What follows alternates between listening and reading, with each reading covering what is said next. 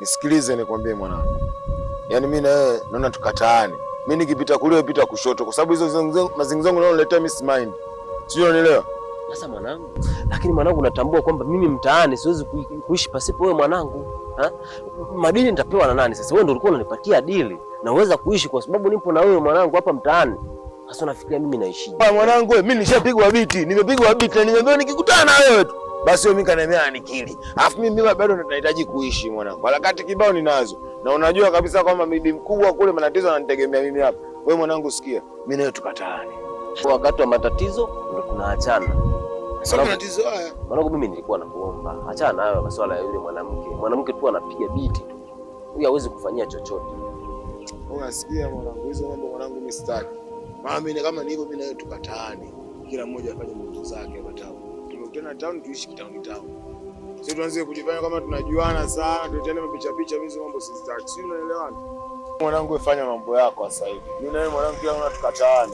Mimi nikipita kulia pita kushoto. Sasa mimi mazingizongo naletewa mwanangu anamchapcha mimi siataji. Sijui unanielewa? Yaani wewe pita kushoto mimi nipite kulia. Mimi nipite kulia wewe upite kushoto. Sijui unanielewa? I'm so sorry. Mama yangu. Oh shit. Oh yeah. Nyoko wewe, unamkataje mwenzio katika kipindi kigumu kama hiki?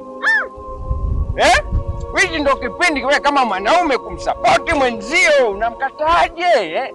Kipindi kama hiki ni kipindi cha kumshikilia. Umesikia? Nyoko wewe. Msapoti mwenzio, huyu ni mwanaume mwenzio, inabidi umsapoti. Muone pale, nitakupiga makofi. Wewe wanaume kushikamana. Sawa? Usimkatae mwenzio. Nyoko wewe. Sikize nikwambie mwanangu. Mimi waga muelewa sana, kwenye uelewa nataka nielewe zaidi. Na ndio maana huwa nabishi. Ila manzi wako mwanangu kaniletea mapicha. Demu wako kaniletea mapicha. Safari hii mwanangu mimi namlia kitu cha Arusha. Tena kama sio cha Arusha naenda kuchukua cha Malawi. Nilikwambia na mbaka, si ndio? Safari hii namtafuta mwenyewe. Mimi mwanangu na roho mbaya. Ila kwa sababu ya chafu yangu ama picha sitaki ajirudie tena. Sasa mwanangu huo ndo wanaume sasa. Taki kumkataa mwanao. Mwanangu umefanya uamuzi. Unazingua ila tukumalaya huko.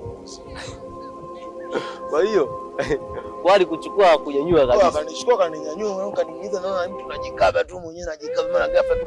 Kwa dakika mwisho mtu kapotea unafikiri mambo ya kawaida. Sishazoea kwenda kwenye movie haya. Hamna mwanangu wewe sikia mwanangu usinikatae mimi mwanangu.